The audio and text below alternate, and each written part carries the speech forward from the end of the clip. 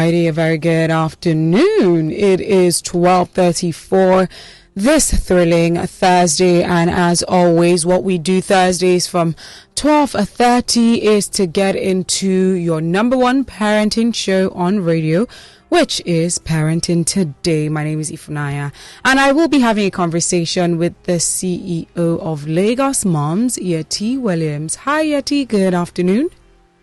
Hello, good afternoon, Ify. How are you? I'm very well, thank you. How's it going? It's going well. It's going well, thank you.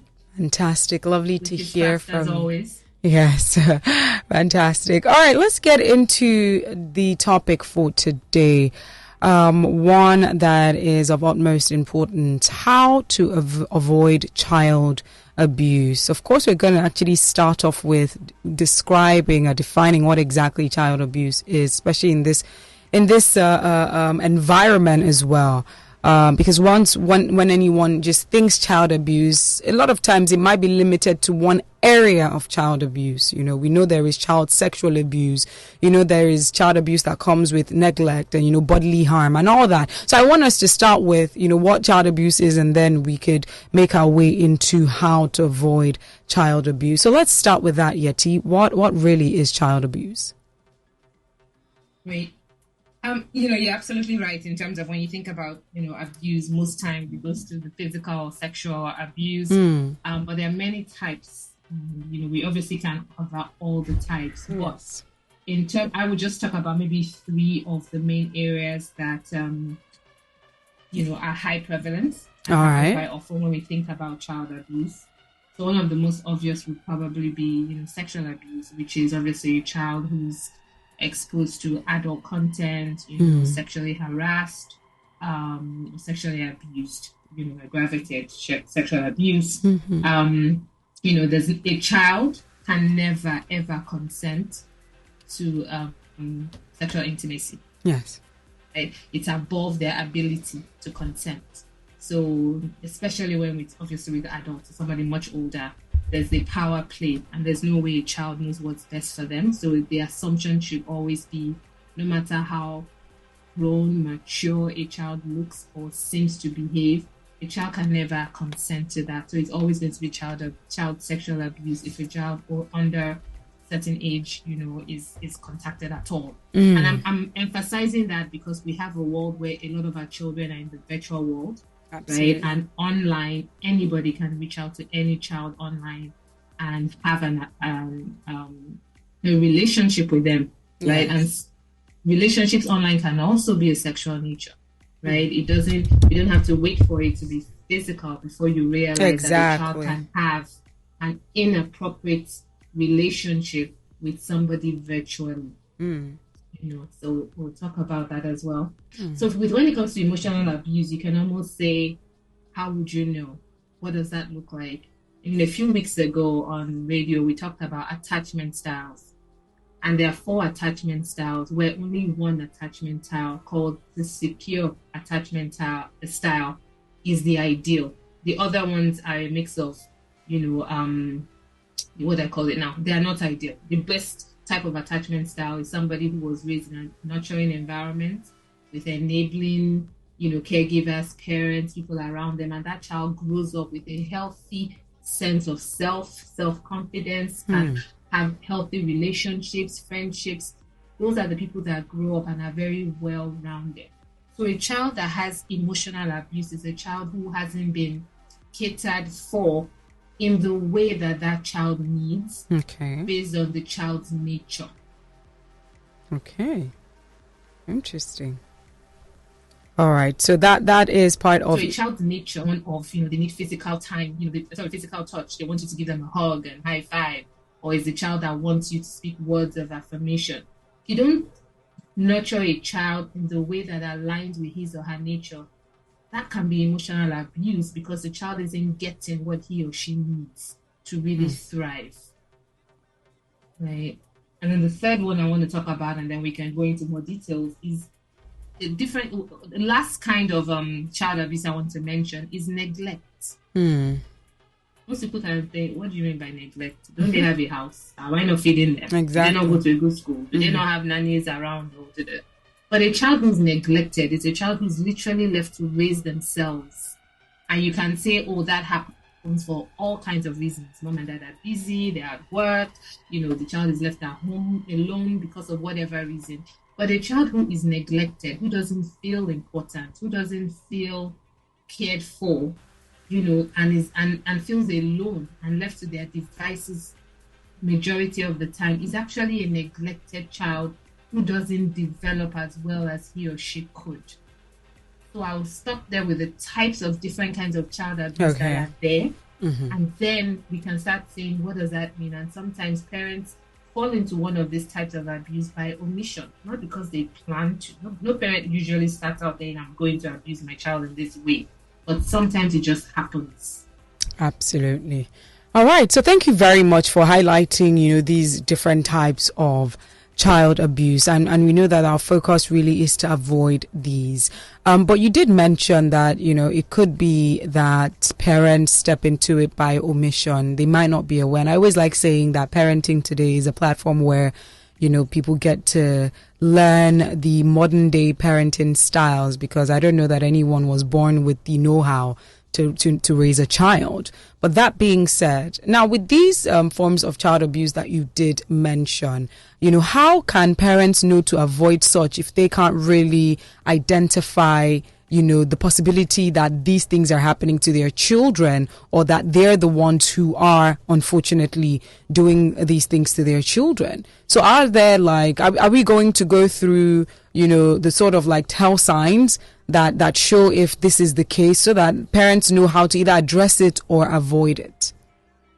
Really great point. And I like that you brought that back to the, in front of our audience, is yes. that, this show is not about suggesting anybody has all the answers. Absolutely. But really to say, as we're raising children in the world that we live in, there's so much research available now. We understand so much more about what it means to raise adults that thrive. And at the end of the day, a lot of this starts from the home environment. So when parents are more informed, they can take better choices. They can make better choices, and therefore raise children and nurture them to thrive.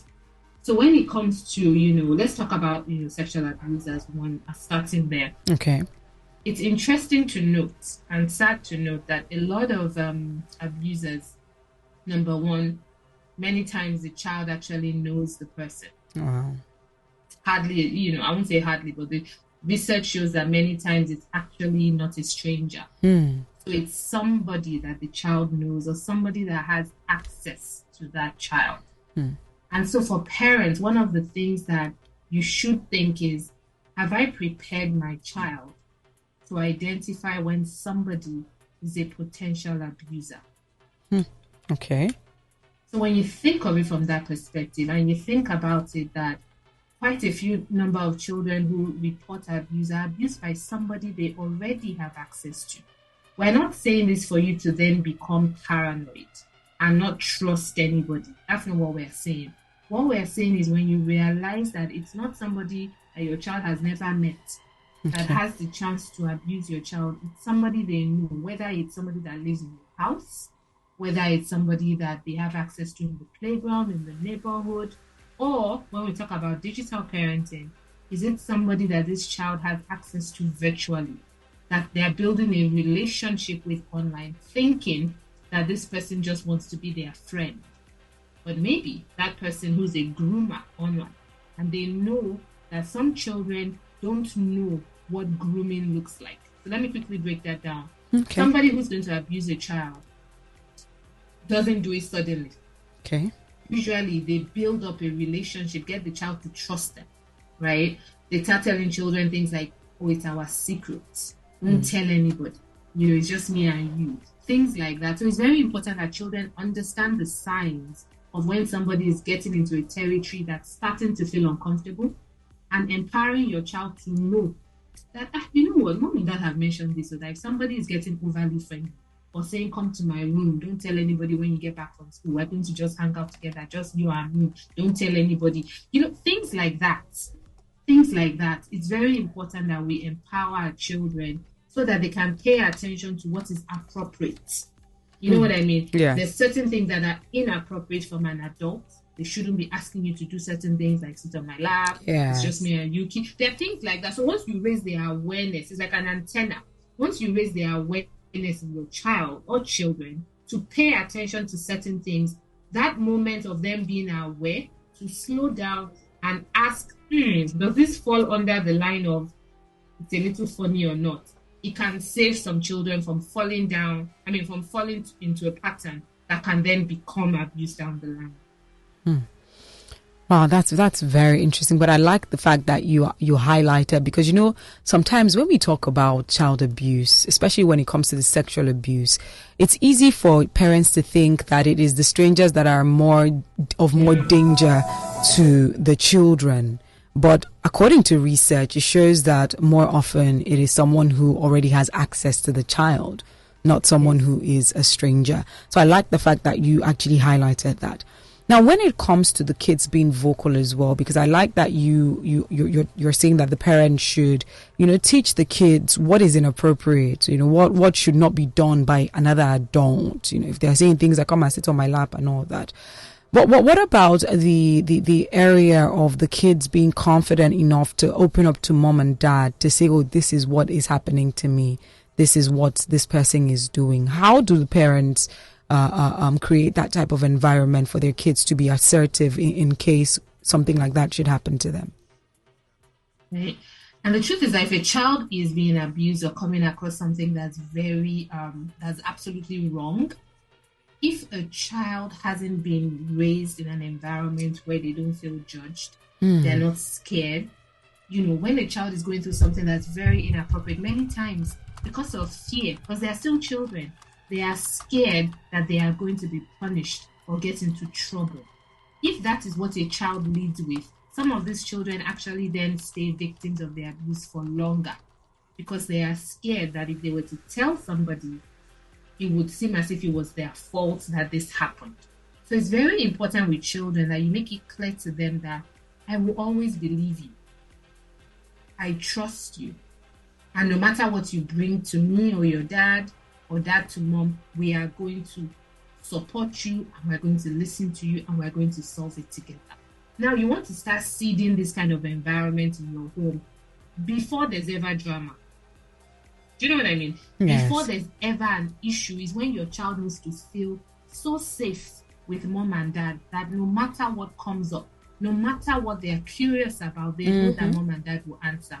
And let me give you a quick tip that parents can take away. Okay. If you want your child to be in a position when they ask you questions when they are not sure if something is right or wrong or something is questionable or not, or they're just curious because they're just growing and they're curious, you want to make sure that every time your child comes to you to ask a question, start training yourself to never say, you ask too many questions. Why are you asking me that? Yes. Where did you get that from? What are you watching? You have become a bad child. Why are you asking me about that? Start paying attention. How do you respond to your child or children when they are just having a conversation with you? If you find that you're always flipping to the side of irritation, I'm tired, you're asking me too many questions, where did you see that? If that's how you're coming at your child, what your child is sensing is, okay, mom and dad don't really have time to go into detail with me on these matters. So when a big issue comes up, do you think that child is going to easily come to mom and dad? Probably not. Yeah. So it's very important we start from there. Create an enabling environment. Have times when you're paying attention to your child and speaking. Yeah. Not be distracted. Please, we don't even have time today to talk about the issues that digital is having in terms of building this relationship. Yeah. But that's one of the biggest issues we're having is parents and children are not connecting deeply because there's so much screen and distraction happening that they're not building the relationships anymore that the children need to build so that when they do come across something inappropriate, they actually know that, mom and dad will listen to me.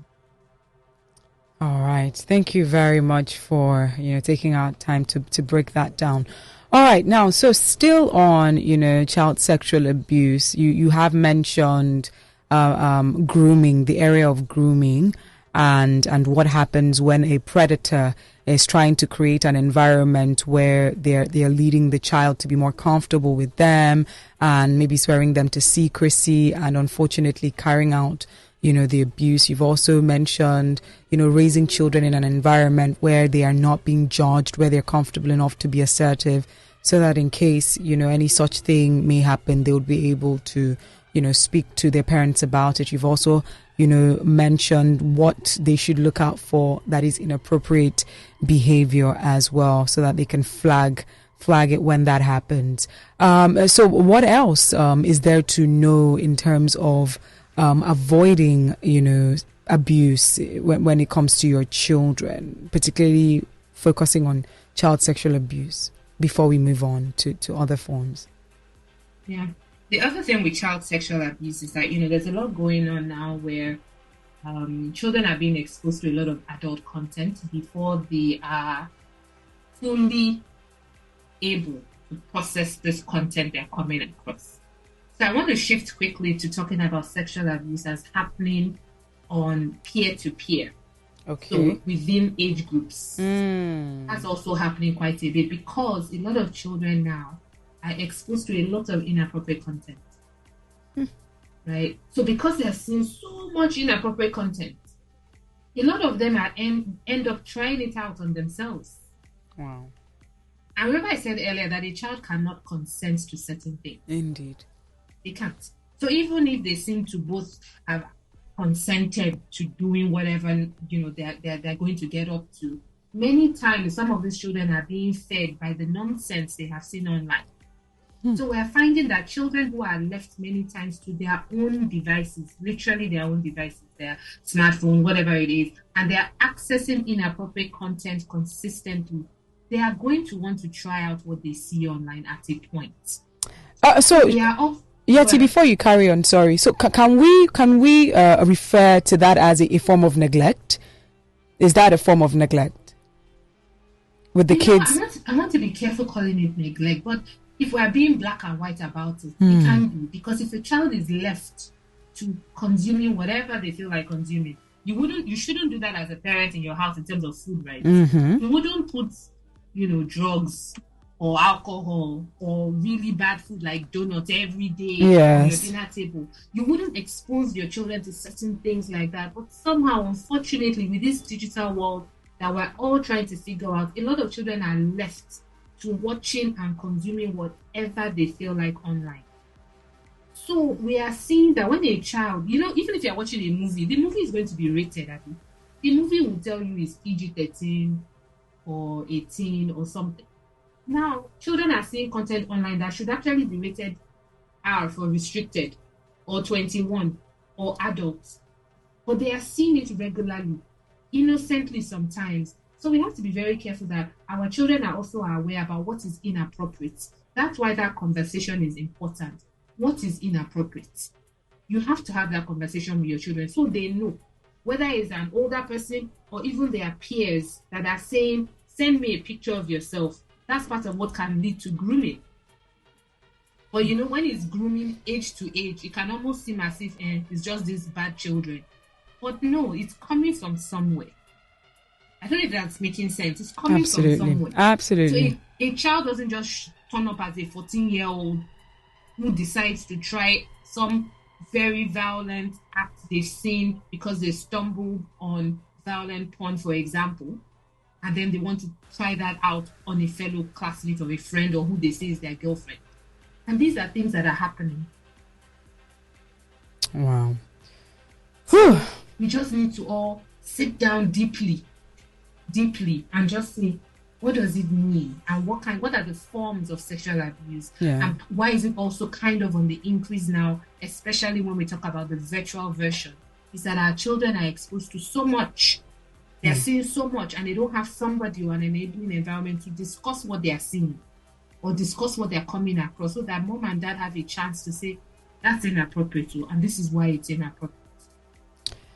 All right. Thank you very much, Yetty. Now let's move on to other ways that we can avoid child abuse, because when we started, you did highlight several forms of abuse, and we have taking out time to delve into child sexual abuse. Now, the other forms of abuse, how could those be avoided? We know there's physical harm. We know like neglect, like you mentioned. Right. So the one I'll mention now is about emotional abuse. And what does emotional abuse means? What it means rather, and how do you identify that? Is my child feeling? Is there something going on that I'm missing? Now, when you abuse a child's emotions, that means that emotional regulation is not happening. Emotional regulation means, or emotion regulation means when a child feels a certain way, they can, they can talk about it or they can express it. If they're really young, yes, you might call it tantrums. But a child throwing a tantrum when they are really young, for example, and they're toddlers, they are still trying to let you know that they are feeling out of sorts. They might not have the words to explain it. So when they throw a tantrum, it could be that they are angry, they are hungry, they are sad, whatever it is, they're trying to get your attention. Sometimes young children throw tantrums because they're trying to get your attention, and maybe mom and dad are always busy or on their phone all the time. So you need to pay attention to that. Then as the children get older, how do you know if maybe a child is feeling abused emotionally? Maybe that's a child who, the mood has changed. The child always seems maybe angry or sad or is lashing out at you a lot. And that tends to happen as the child is getting older, getting into, adolescent ages, becoming teenagers, hormones are raging already. So if a child who's becoming a teenager and is already having to deal with all these hormones going on in their body and raging and changing, and the environment they are raised in is not one where they feel loved and nurtured and understood, you can imagine how the tension can get worse. So it's important for parents to pay attention to, is my child suddenly having emotional outbursts? Okay. Whatever that means. Are they more teary, more scared, more frightful, more angry? Pay attention to that. That can be a sign that your child is facing some kind of neglect/emotional abuse. And then you need to see, is that happening in the house? Or is it something maybe happening in school? Something is definitely happening somewhere for your child's mood and behavior to change. And then the last one we talked about was neglect. And neglect really is a child who's kind of left to themselves. Yeah. Who's left to figure things out by themselves. No child is able to make adult-sized decisions when they are a child. They're not supposed to, and they're not equipped to. So we have to make sure that children, for example, don't have their phones at night in bedrooms. If they're online for a long time, you're asking them questions. I'll use a practical one. Okay. The children nowadays have so many friends online that as a parent, you might never meet. A lot of our children have friends online now that even they haven't met. So you have to make it a point of contact to say, who is he you're talking to? Who is that? Is that a new friend? Is that somebody you just met? Open up those conversations. Don't say, who's there? Always online. What are you doing again? That shuts it down. Versus, what are you doing right now? Who are you speaking to? There was a time when my children would say things like, is a friend, mom. Or somebody you don't know. So it's okay. I don't have to know them. Help me know them. Who is it you're talking to? You see what I mean? Yes. Okay, I don't have to know them. Help me know them. How did you meet them? From where? Okay, who else knows that person? So suddenly you have to help them. In fact, the way we talk about strangers now, not talking to strangers, we have to reframe it. Because for a lot of our children, they are used to talking to strangers because of online world. You know what I mean? They're used to talking to strangers. So it's no more to say, don't talk to strangers. You have to reframe it and have a conversation around how do you verify that this person you're talking to online is actually the person that they say they are.